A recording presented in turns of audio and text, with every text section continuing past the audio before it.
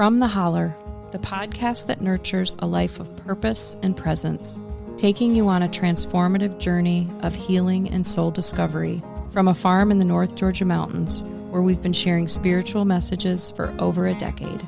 I'm your host, Vikki Fraker, a dedicated life coach, spiritual healing guide, and a student of life, here to help you live an awakened life and take you on an unlearning journey. And I'm Amanda Augustine, your curious companion. Together, we'll dive deep into conversations that challenge old beliefs and nurture your connection with your truest self.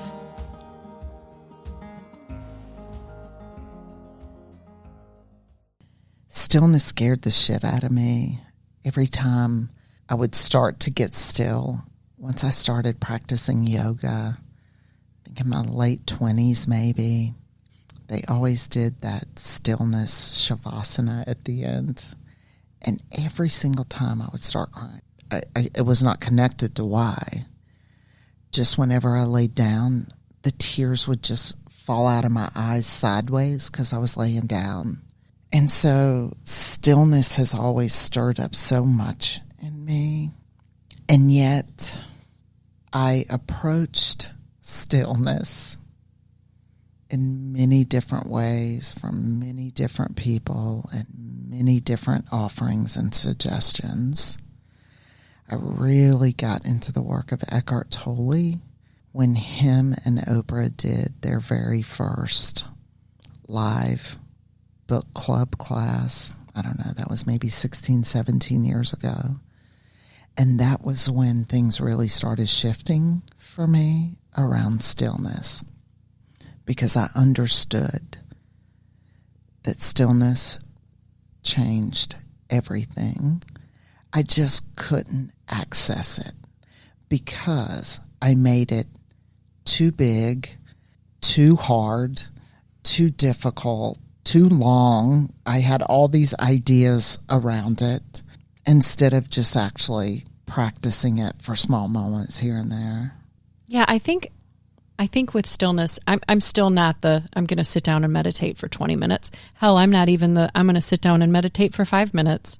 I've really, it's been baby steps for me, small steps that have made huge improvements in my life. But I will tell you that right now, for me, it's just the small moments, and I'm able to do it quite well, which I'm pretty proud of myself for. But my next iteration of stillness will be quite different than what I'm doing now. Yeah, I think any growth process is gradual and evolves and grows. But again, I think that's why you have to stretch yourself a little bit, but you have to start where you are. If you have no stillness in your life, I would think 45 minutes, you would probably fall asleep, which I did a lot in the beginning, and that was okay. I didn't judge it, But I think it's important to talk about the importance and how it has the power to change everything in your life, because it really, for me, it changes the vibration, it changes the energy, it changes who I am, which then changes who I bring to whatever I do. And so the intensity or energy of my doing changes when I can practice some being first. I don't always get it right. I love when Eckhart Tolle says, one deep conscious breath is meditation. And so that is a great place to start, of taking a really long, deep breath with the intention of slowing things down. But for me, when I started, and even now, if I put pressure on myself of, we're going into meditation, everything in you is going to just rev up. Right, just right. the thought of that. No. Yeah. And so I love that you're honest and real. Like, this is where I am with stillness, and I can see the benefits and how it changes. And I would like to actually keep going and go to someplace different and new with stillness. But we just have to start wherever we are. Would you consider like journaling sessions stillness, or is stillness truly just doing nothing? Stillness is whatever being still means for you. Again, we come back to that place. I'm sure there are correct terminology and words of what things mean.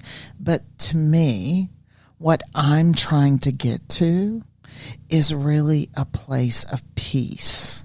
Many times in my meditation, I may have, 5 seconds out of 20 minutes or 30 minutes that I'm there, that I'm actually still in my cognitive mind. I love that. You know why I love that? It's because everybody would think that you would do it best and that you would use the whole 4 minutes and that you've got it figured out. But just hearing that. So here's my thing with stillness.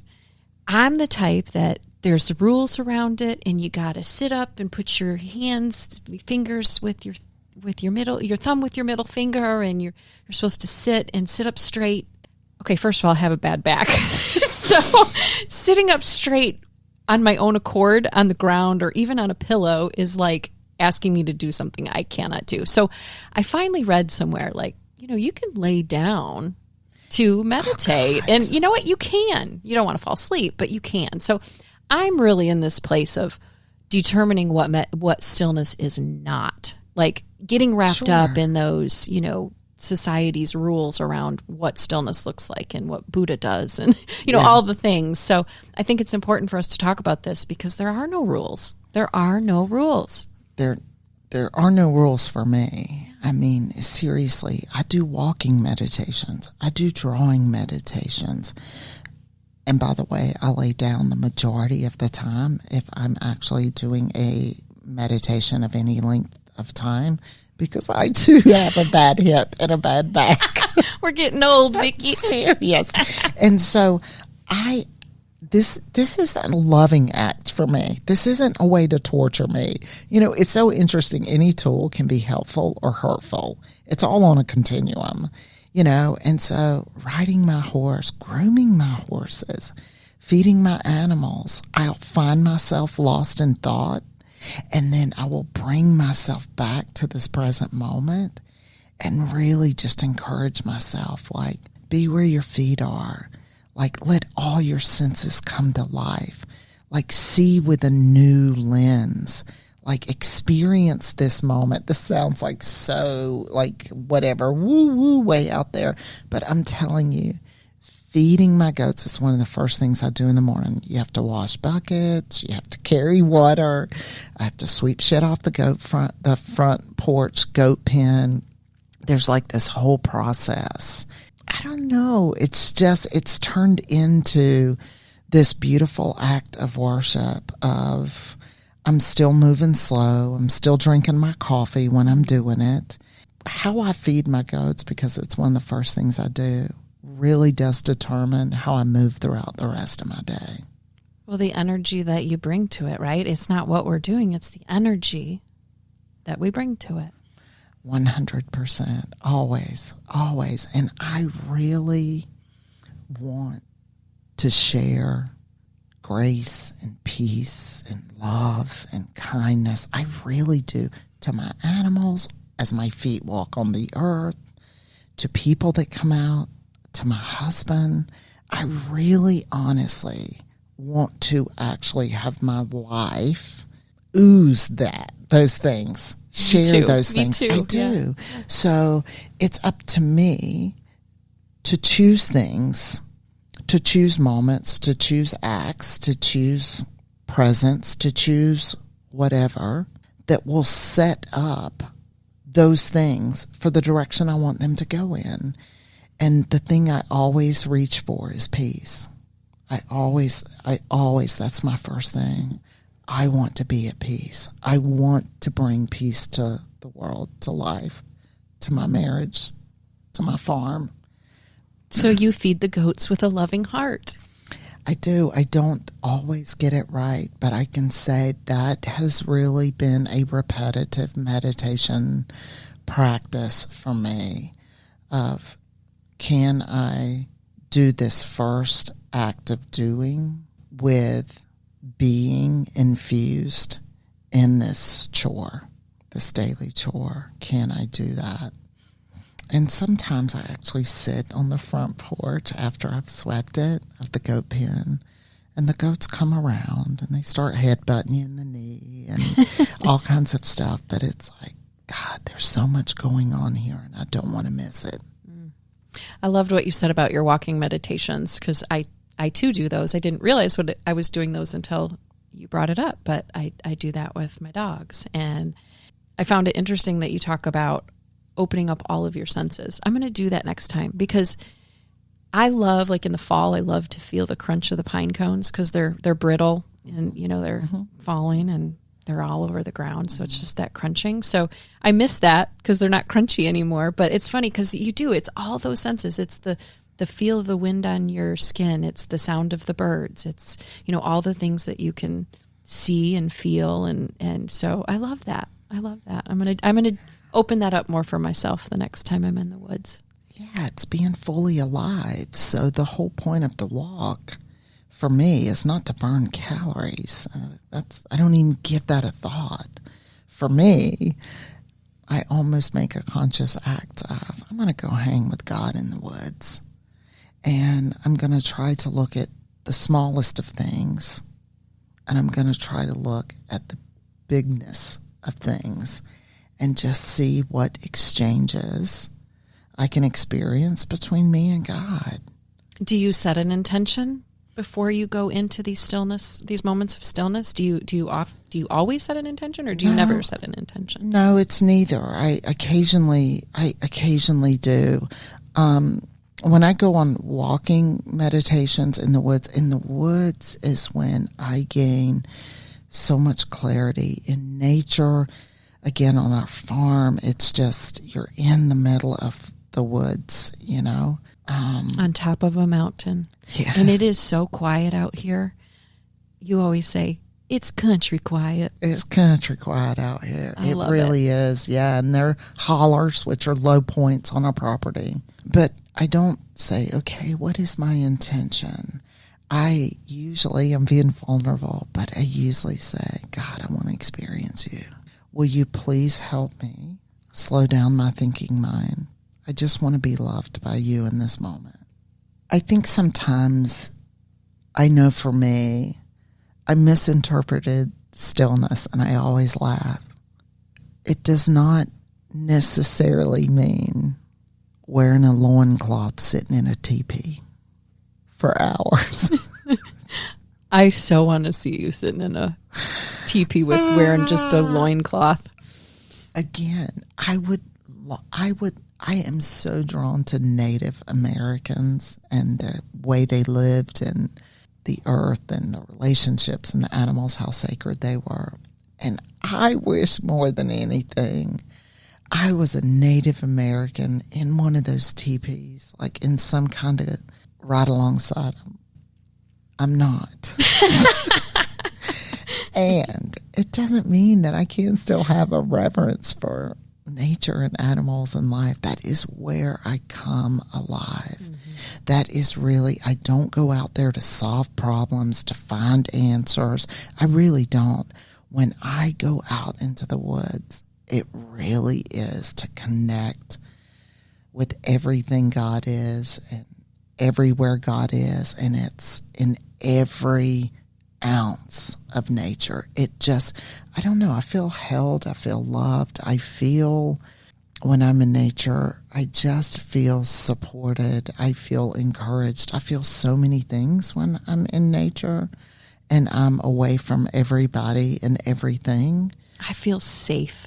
I feel so safe. I love that. Yeah. We're held. We are held. Yeah. You know, I think we are, when we're in our everyday doing life, I think we trick ourselves into believing that we're making things happen. And you go out in nature and you're like, oh yeah, I'm not making a damn thing happen. Like, this is amazing. This is happening right here. Yeah. And so it can be, you know, a resetting of so many things, you know, nature, stillness. For me, riding my horse, creating art, spending time with people, like all of it really is a sacred act. Yeah, you say at the farm, you know, it's all about experiencing the nature and the animals and art. And I just want to mention that we do some art retreats out here. Oh, yeah. And those are my favorite. I love them. And it's, a little bit of journaling. It's an art project, but it's never about the end result. And oh my gosh, art for me is almost everything. Yeah. But my animals too. Yeah. But art, there's so much creative outlet in that. And to not have it have like an end result. Yeah, we don't. Amazing. We don't even focus on whatever the outcome is. A lot of times we gather things from nature, use a lot of things from nature, and it is the sacred dance of allowing your mind to slow down and your heart to move your hands in some kind of way that brings some form of beauty to your life and then some form of beauty to life.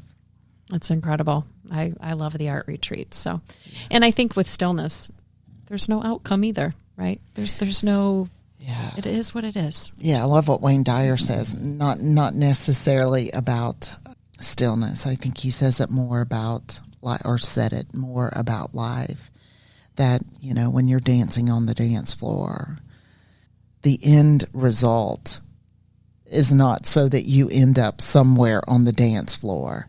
That is not what you're looking for in the dance. Okay, the outcome, I got to end up over there. That's not dance. Dance is every step, every movement with your body, with your soul, with the other person, by yourself.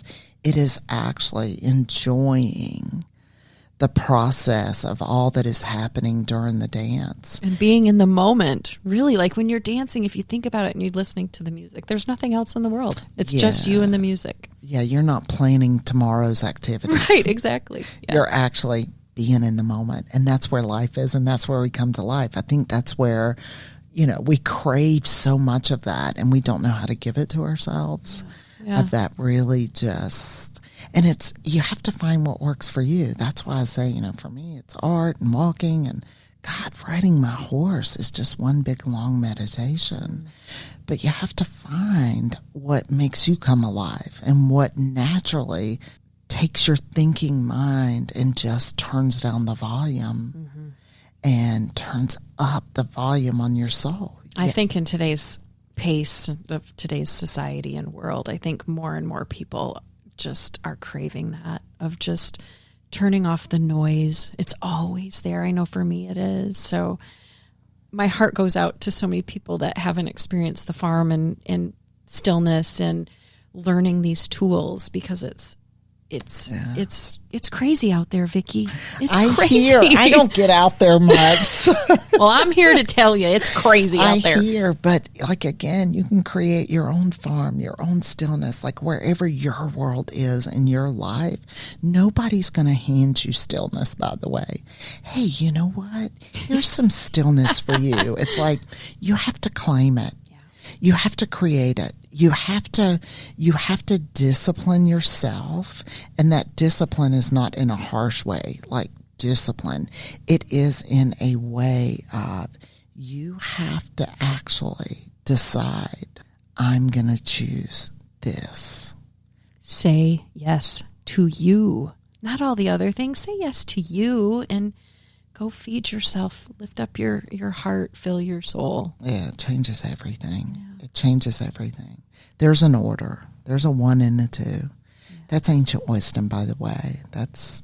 There was a Mary and a Martha, and Jesus said Mary was doing the right thing, and Mary was sitting, being fully present, receiving love, and Martha was busy doing dishes and cooking. And Martha said, Jesus, tell her, this is my interpretation. Give it to us. Jesus, tell her to help me. I'm over here cooking, and can't you see I'm doing all this? And Jesus said, Mary has chosen what's best. So to me, he didn't say the only thing. It's what's best. So there's an order. Yeah, Yes, there's shit to do.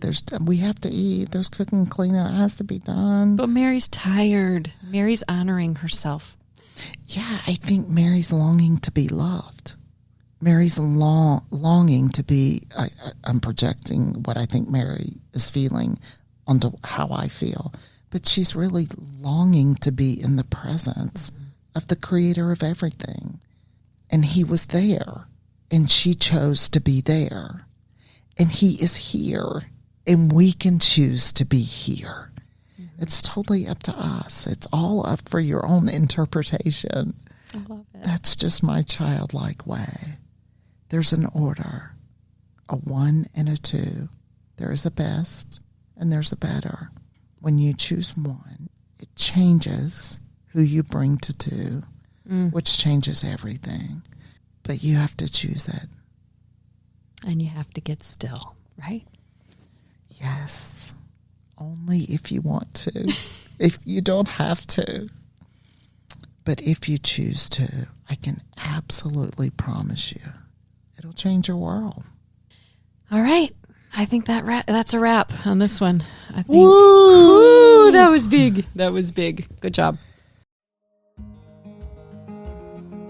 Thank you for joining us on another episode of From the Holler. We hope our conversation today has offered valuable insights on your journey towards healing and soul discovery. Stay connected with us on social media. You can find us on Instagram or Facebook at Farm to Souls, farm the number 2 souls, or visit our website at farmtosouls.com. Together, we can create a community of individuals dedicated to nurturing their spirituality and awakening to the gifts of this life.